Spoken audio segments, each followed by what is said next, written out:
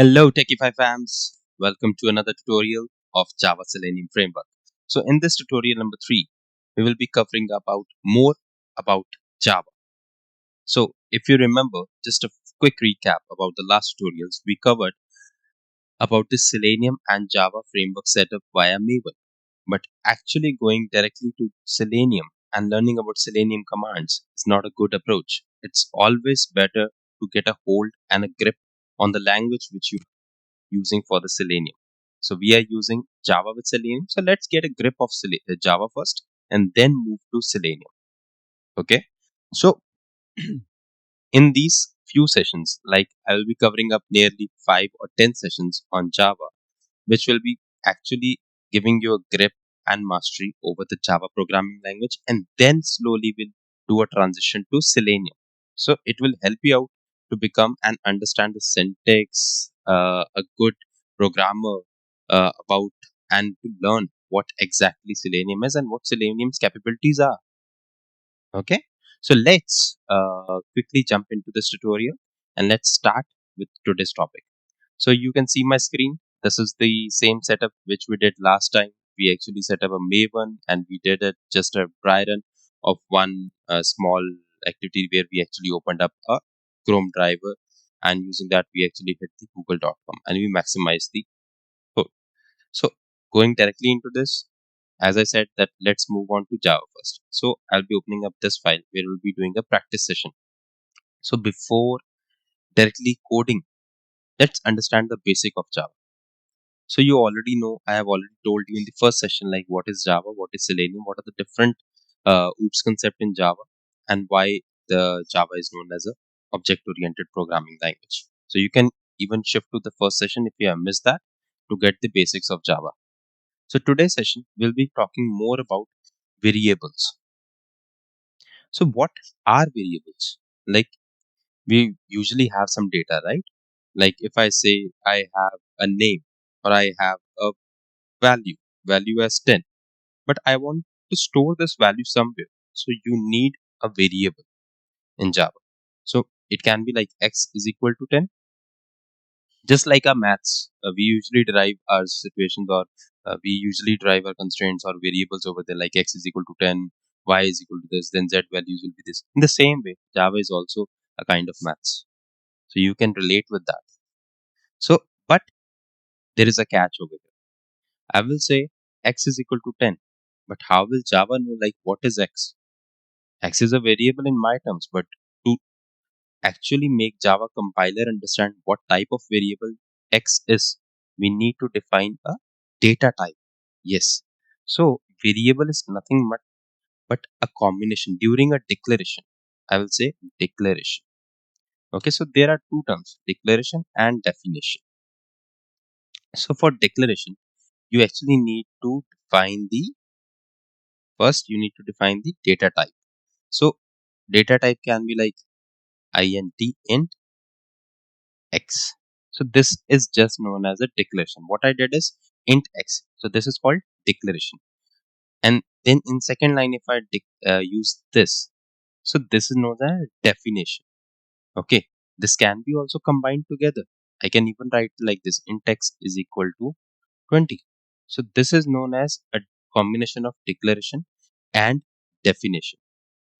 And now I'm reassigning a value or realigning the value to same variable. This is why we call them a variable, which can vary. These are not a static or a constraints or a final variables, right?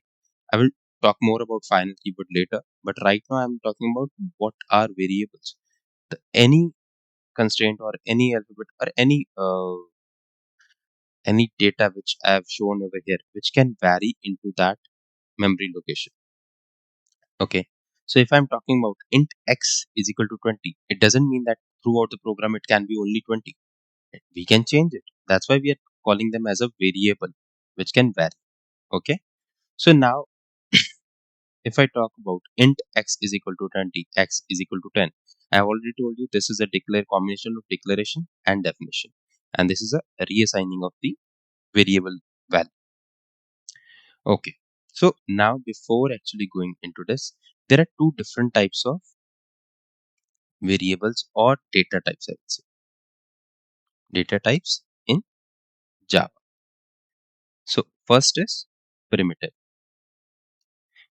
and the second one is non-primitive. Okay. So primitive data types are those which have a only which can have a value only once, or I can say a only single value. Okay. So primitive data types can be like, I can say int. Let me use a comment box. Oh yeah, int, double, long, short, byte, char, fl- float, and boolean. Okay. So these can be primitive data type which can have only a single value and which can hold only a single value. So I can't write like this: x is equal to 20, comma 30, comma 50. I can't do like this that in Java, because you can see syntax error. It's expecting a token or that, or you can read to complete an array. You can convert an integer to an array, which can be become a non-primitive data type at the end. So the definition is itself is very clear that a primitive data types are those which can hold only a single value, not more than that. But a non-primitive data type can be those which can hold multiple values at same time. So which can be, I will say, array list. Okay, let me add the comment box first. Okay, okay, which can be an array list, which can be string as well, can be a that because it's an array of multiple characters together. So I will be hash map. Then we can have linked list. Okay, we can have hash set. So we can have multiple combinations of non-primitive data types, but we will be covering up all these non-primitive data types in the mostly when we are about to close the Java sessions. Okay, so it can be a tutorial 10 or 11 in the future series, but it will be the mostly last tutorials for Java when we are closing Java and we are moving towards the Selenium tutorials. So let's more focus about the primitive data type right now. So primitive data type can be, as I told, it can be int, it can be double. But what are the difference? How we actually derive to this situation, like this conclusion that which data type we need to use and when? So that's a very important topic, I will say. So int are basically used when you have a non-decimal characters, but there is a range for that too. Okay, let me give you a clear-cut range and a description. Just give me a minute. Yeah, over here, and let me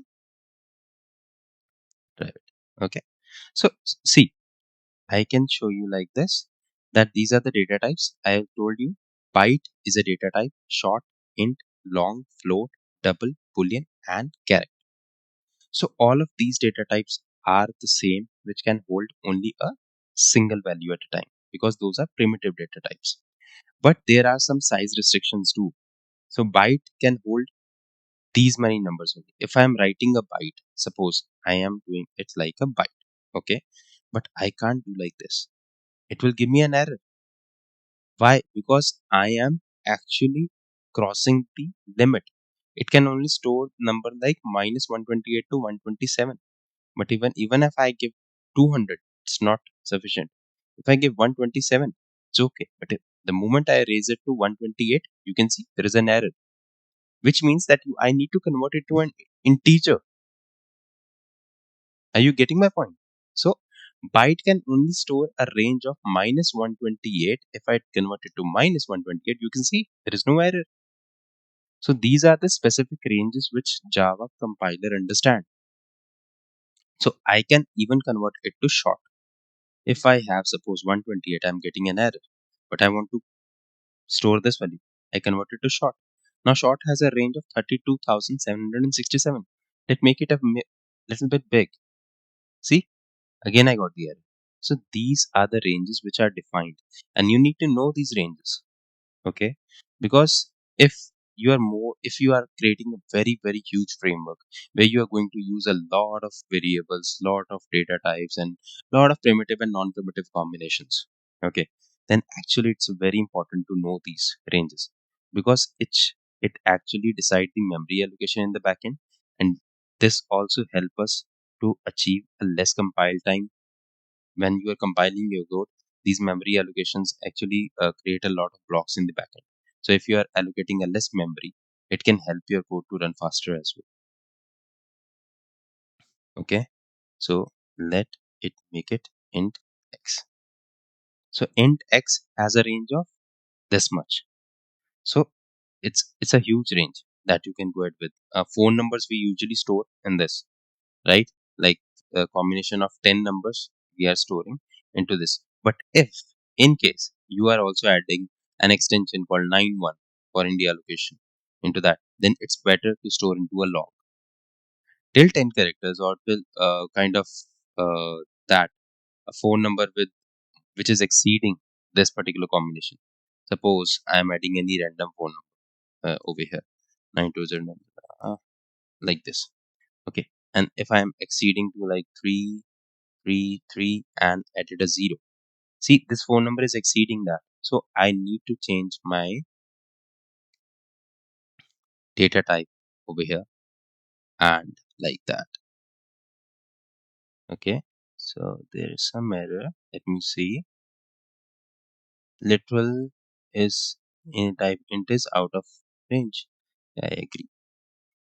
So let me check. Long x is equal to over here. Now some there was some error which got removed right now. Okay, so now if I see, we have float, double, booleans. So if I talk about doubles, booleans, right? So double are not, float and double are equivalent. They are not that much difference. Only the difference is they accept a large number of decimal values. So float is accepting approximately 6 to 7 decimal values, and double is accepting 15 to 16 decimal values. So it completely depends upon your situation, like how many double values or how many decimal values you want in your variable. In that case, you can use float or double. Okay, and boolean is not other than nothing different. It's just a true and false, which actually your if conditions are providing. So whenever you use any if or else, it actually throw back a true or a false. It actually return back a value as a true or false. So those are boolean values. Character. Character, if I'll say your alphabet series, A, B, C, these are just a character which actually store 2 bytes, and these are the single character. So I told you earlier as well that string is a array of characters. Okay. If I write down like this, char C is equal to S. See? So this is a character. So now what what we have learned till now, what we have learned that what are the primitive data types, what are non-primitive data types, what kind of data type we need to use in what section of data, when we are using what type of data, accordingly which kind of data type we can use. So that we have already covered up.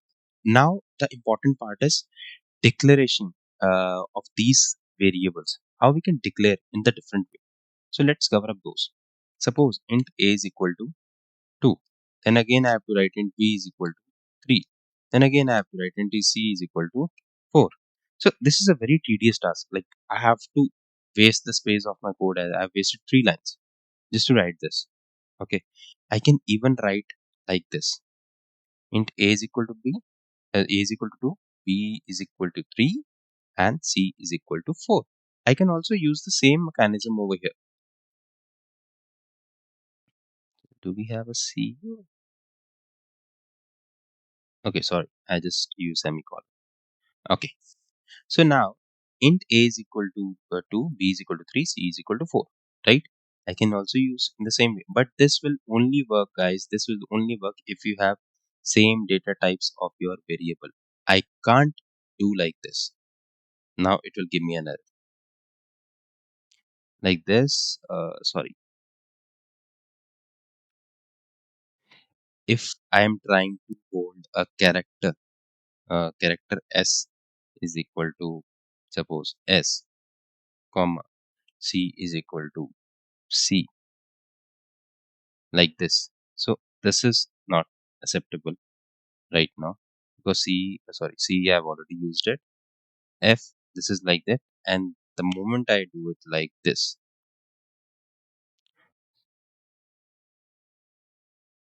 like this is not acceptable. Why? Because I exceeded the limit of my data. Data should be in a single quote, only a single character. But if I use a double quote, which means I am writing it as a string. So that's also a very important part. You can't use a double quote. You have to go ahead with the single quote only. Okay, just for characters. But if you're using a string, go ahead with the double quotes. Okay, so these are the multiple ways which we can write down the different set of variables, different set of data types like this.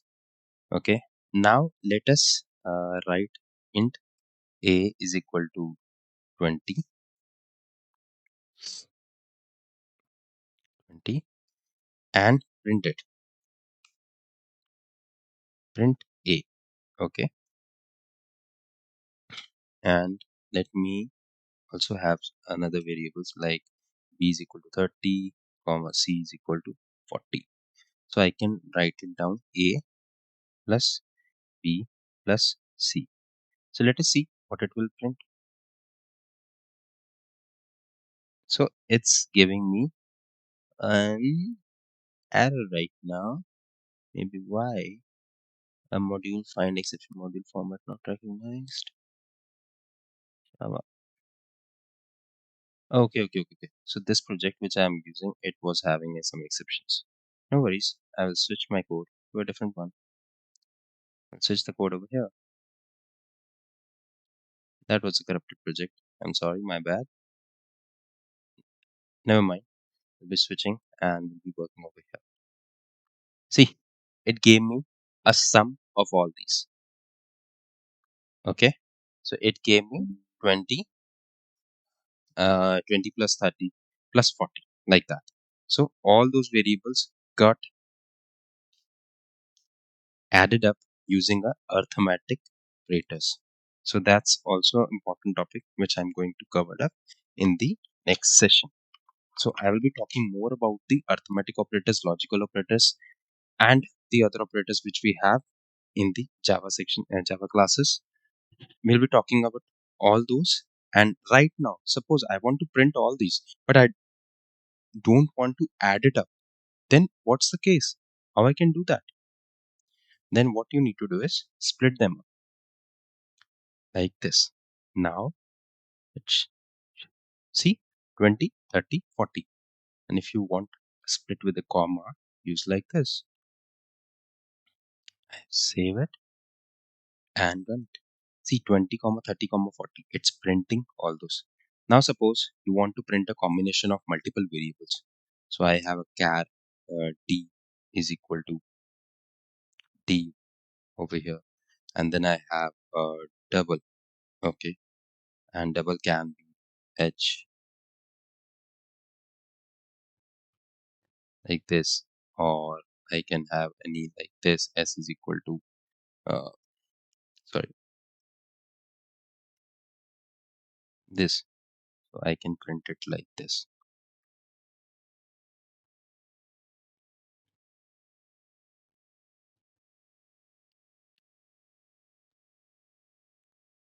So let me print like this. See, 20, 30, 40, comma d, comma 202.22222.